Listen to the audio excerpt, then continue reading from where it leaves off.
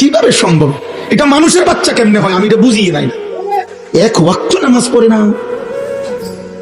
মুসলমানের ঘরে এত বড় জানোয়ার।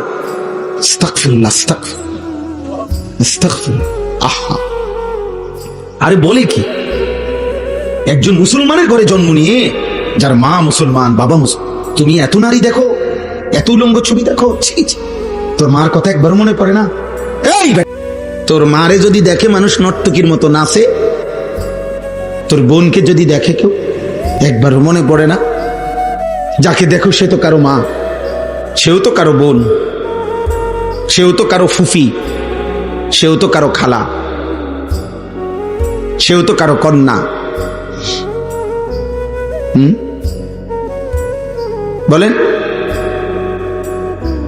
এজন্য আল্লাহকে ভুলে গেলে, আখিরাতকে ভুলে গেলে, মৃত্যুকে ভুলে গেলে, কবরকে ভুলে গেলে, ওই জীবনের সাথে খোদার কসম হাইওয়ান জানোয়ারের জীবনের কোনো পার্থক্য থাকে না। যে জীবন গন্তব্য ছিল না, মঞ্জিল ছিল না। মঞ্জিল আখিরাত, গন্তব্য আখিরাত, থামবো গিয়ে আখিরাতে। মানুষের মৃত্যু হয় না, মানুষের শেষ হয় না, স্থানান্তর হয়। এই মৃত্যুটাও একটা স্থানান্তর, ইন্তেকাল। ইন্তেকাল মানে স্থানান্তর, মানে এটা এ পাশে ছিল, এই পাশে নেই। মানুষ কখনোই শেষ হয় না। তোমার আমার কোনো শেষ নাই বাবা। ছেলেরা বলি আব্বা, তোমারও না আমারও না, কারো কোনো শেষ হবে না কোনোদিন, আর কোনোদিনে না। মানুষ জন্মের পরে একটা সময় স্থানান্তর হয়, কবরে যায়। আবার সেখান থেকে স্থানান্তর হয়ে একদিন হাসরের ময়দানে আসে। সেখান থেকে আল্লাহ তাআলা সামনে গিয়ে দাঁড়াবে। সেখান থেকে মিজানের পাল্লায় ওজনের জন্য নেওয়া হবে। সেখান থেকে ফুলসিরাতের পারে নেওয়া হবে। সেখান থেকে ফুলসিরাত পার হলে জান্নাতে ঢুকবে, না হয়তো পড়ে গেলে জাহান্নামে ঢুকবে। জান্নাতে যে ঢুকবে সেও চিরস্থায়ী, জাহান্নামে যে ঢুকবে সেও চিরস্থায়ী।